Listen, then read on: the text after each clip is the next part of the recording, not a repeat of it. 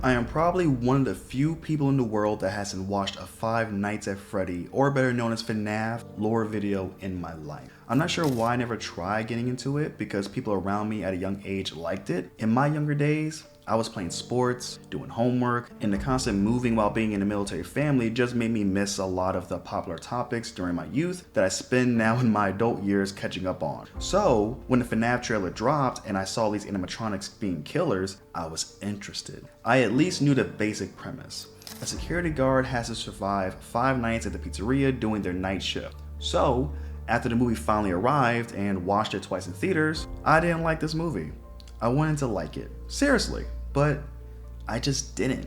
But that's okay. The movie wasn't made for me. It was made for the fan. If you'd rather listen to my non-spoiler quick nugget review of this film, you can click on the YouTube card at the top or find a link to the description. It's less than 2 minutes long.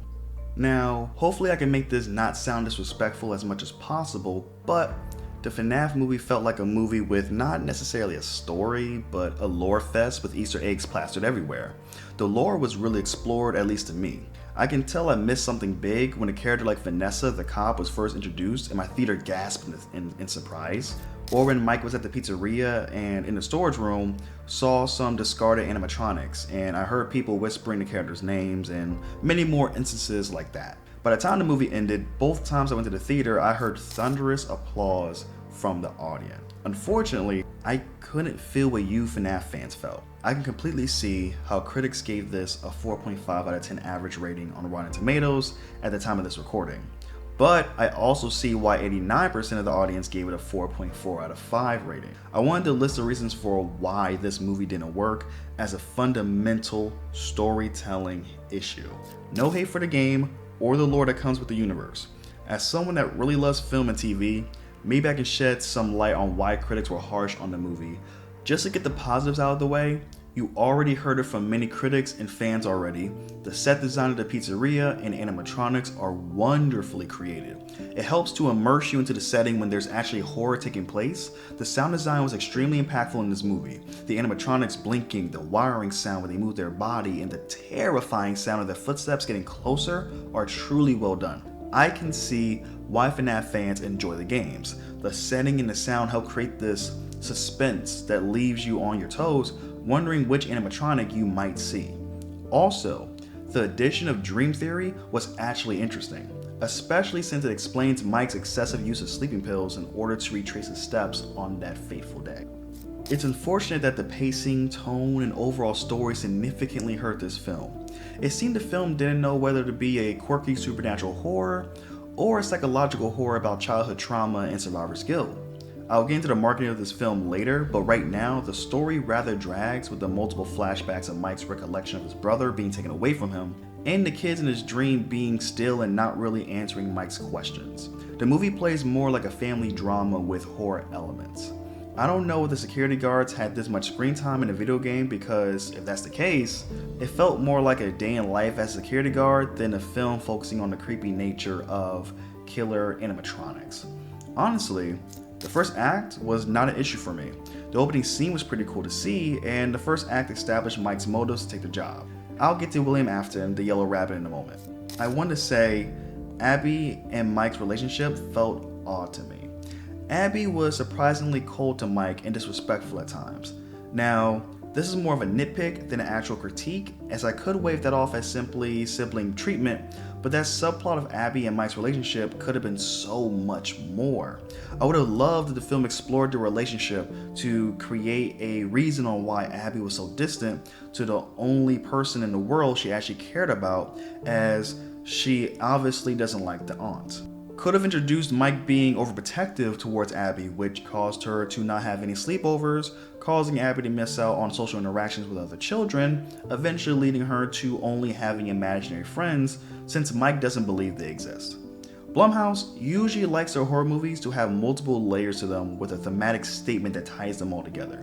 Like Megan, a Blumhouse movie that came out earlier this year, is about a robotic doll that slowly becomes a killing machine, but it uses that concept to highlight the scary concept of not only artificial intelligence being scary advanced, but the thought of guardians delegating their parental duties to technology and how that plays out in the child's developmental growth. I feel like the writers were stuck with what they wanted to accomplish. make a movie for the fans and provide all the lore fans wanted to see, or provide a story underneath all that lore to entice the general audience. While I am on the topic of multiple layers under family drama, let's talk about Vanessa and her father William, who we find out later in the film is Yellow Rabbit.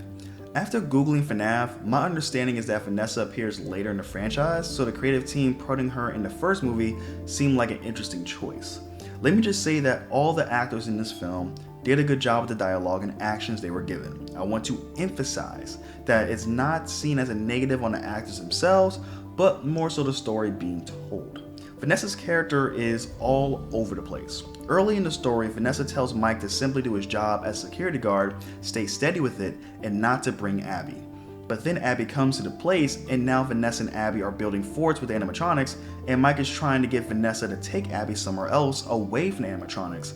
But now Vanessa doesn't seem to care about Abby's safety. But then when Abby gets accidentally injured touching Bonnie's guitar, Vanessa gets mad at Mike for bringing Abby.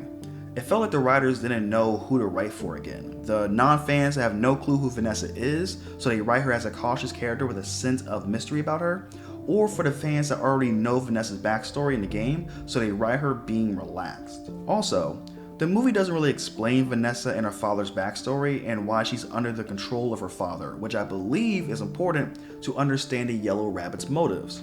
Vanessa becoming a police officer, I can somewhat understand, since my headcanon is that she wants to prevent kids from being missing, I guess. The only explanation we have for Vanessa working for her father instead of turning him in is that Vanessa says her father has a way of influencing people. That's not really good enough because it's extremely vague and we only see the father once in the movie. I would have much preferred the movie sprinkling the father throughout the movie and showing his subtle ways of manipulation and persuasive tactics, whether this is with his co-workers in the office or maybe after Mike sees how weird the animatronics are, so he tries to quit, but then William influences him to keep the night gig. Just something so we can see what Vanessa sees. Even in the final battle, Vanessa rather quickly stands up to her father and shoots him. It doesn't seem like she's afraid of her father at the most intense time of the story. The final battle could have revealed William as the Yellow Rabbit and try those tactics on Vanessa, and then while Vanessa's in turmoil, Mike jumps in and reminds her to be her own person and do the right thing, giving Vanessa the ability to compose herself and shoot her father. This provides a display of what tactics the father used on Vanessa to have her obey, but also a solid resolution of her relationship with her father. I've seen some fans mention to people that had this same critique that, quote, no motive is sometimes scarier than a motive, end quote. Yes, that could be effective, that's true, but the problem with that concept in this film is that there's too much stuff surrounding the father to just have no motive.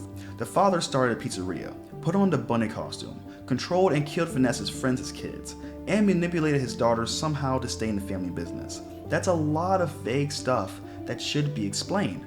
Speaking of Yellow Rabbit, I loved his costume design.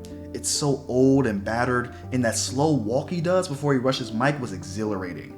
And that's one of my favorite moments in the entire movie. William's role in the film makes sense because he's a ringleader at the pizzeria, but there's some things that's left unexplained. There was no point of the movie giving William Afton a fake name, as there's no mention in the movie that the police are on the hunt for William Afton as a potential suspect for the 80s child kidnapping. Again, it felt like the writers didn't know who to please. If they kept his real name, then the FNAF fans would have known from the beginning he's the killer, but because they decided to replace his name, they left an unexplained issue on what was the point of changing his name if there's no mention of police looking into William Afton as a suspect. It's similar to the DC animated movie called Batman Hush. Now, this will be a spoiler, so I'll leave a timestamp for when I'm done referencing the film. This movie takes place in the DC animated universe of films, and Bruce Wayne has never mentioned a childhood best friend until this very movie. To people like me who read the comics, we know his childhood best friend is a serial killer known as Hush. So as the movie continues, the writers decide to sweep the carpet under the rug to reveal Hush is actually the Riddler because reasons. It was a decision that made the fans of the storyline upset and the non-fans confused because why would Riddler be Hush? It led to a dissatisfying movie. It's okay for the fans to know what happens. They studied the lore. If anything, reward the fans for already knowing what happens. Don't need to trick them. Instead, make the appeal less about the ending of the film and more about the journey throughout the film.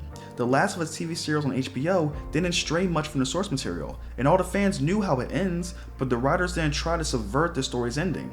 Instead, they maximized the journey, and it made the story feel even more satisfying. This leads into the final act of the film, where Abby draws an image of the 5 animatronics with Yellow Rabbit in the middle, and Abby stabs Yellow Rabbit's picture, and that brings the memories back to the kids. So does Abby have a unique ability, or can anyone do that? Also, how did Abby already draw the animatronics before even seeing them in person? We don't see Abby interact with them in her dream or anything, but she already knew what they look like? This leads to the ending battle with Yellow Rabbit, circled by the 5 animatronics as the spring lock is bleeding him out internally. The fans in my theater were shouting with approval of this scene, but I was left scratching my head a little bit. Why is William wearing a suit that could kill him? Why is he wearing something so fragile that can kill him if someone fights back? Could he not make a suit without the spring locks? Does a suit with spring locks provide an underrated benefit? It left me having so many questions, especially why William says he always comes back. Did he die prior to the start of this movie and return? If so, is William not a human and more a supernatural creature that can never die? This is where the film falls flat for me. Instead of the repeated night terrors of Mike replaying his brother being kidnapped, we could have spent that time exploring the lore of the pizzeria. Hi, this is Mike. And the animatronics. I was just calling to see if that job that you offered was still answering available. the question of why are there 2 sleep. Freddys in this movie. The Freddy that killed the aunt in the house has blue eyes and bruises over their body, while the Freddy that's at the pizzeria has different color eyes and doesn't have a scratch. After Googling FNAF lore, the Freddy at the aunt's house is known as Golden Freddy, and the one at the pizzeria is regular Freddy. But the movie doesn't explain how and why there are 2 different Freddys. Is Freddy 2 children? Is it one child's ghost split into 2? If so, why did William split their body into 2 animatronics, and how can he even do that? This is what critics and people who didn't enjoy the movie are really referencing. There's more unanswered story questions, but then it'll come across as a hater video like, kept going. This is not me trying to hate on the FNAF franchise. If anything, me listening to the lore by YouTubers was way more interesting than we got in the movie. So, I'll watch the sequel in hopes that I enjoy it. I'll catch up to more of the lore, but right now, I can agree with critics giving this a 4.5 out of 10.